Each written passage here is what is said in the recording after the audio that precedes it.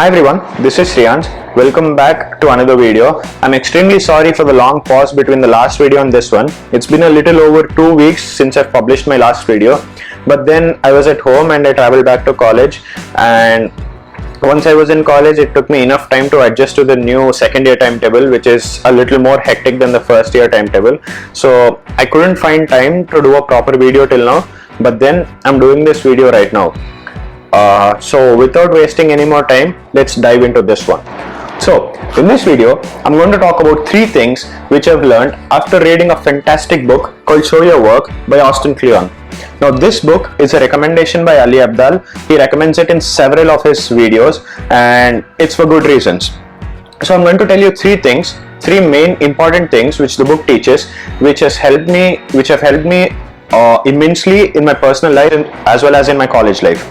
So number 1 is send out a daily dispatch. What this means is, if you're doing a project, then depending on which stage you're in, if you're in the early stage, you can share what influenced you or what inspired you to take up that project or to get into that field. If you're in the mid stage, then you can actually tell people what methods you're using to do the project or what resources you have by which you're learning/executing. And if you're in the final stage, then you can show people your outcome and you can tell about your experience doing the project. And when you put your work online, then it's accessible to the world. So people who notice it and who are actually interested in the field, or people who are doing something in the field, or people who are experts in the field, all of them have a chance to interact with you.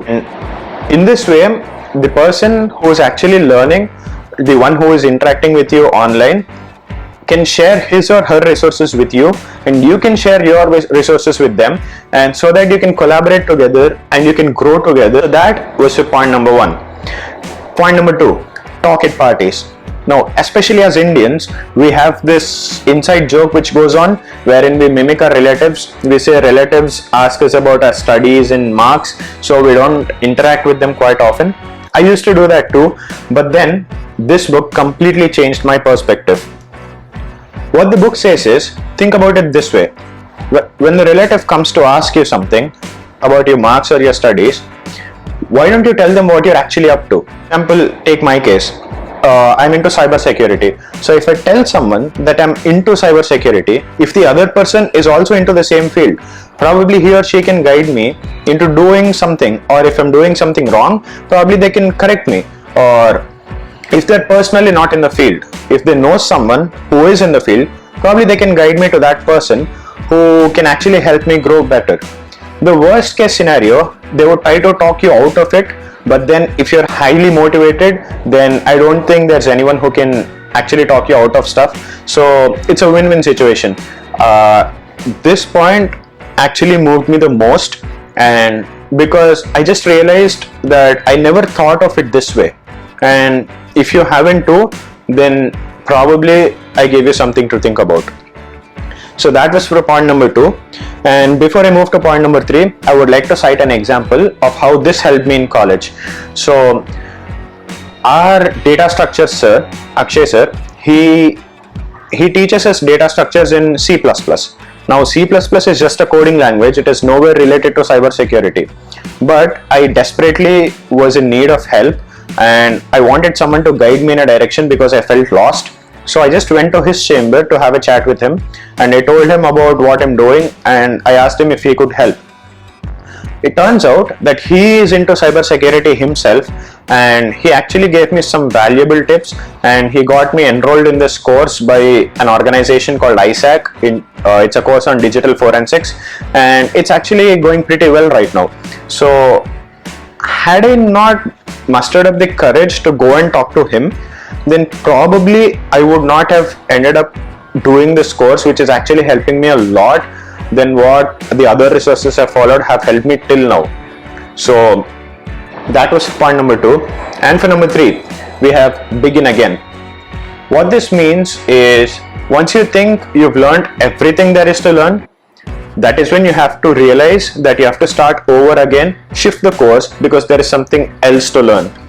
Now, I couldn't relate to this better because when I was in my 12th standard, MPC were the subjects I wanted to do. So once those were done, I said, well, people are saying coding is booming outside, so let me do that.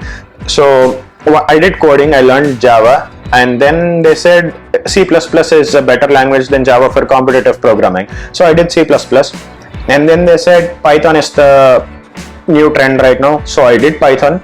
So after these three, I said, oh, there is nothing more, and I did the sort of web development just a little because there were several videos being released on it and there was quite a talk outside.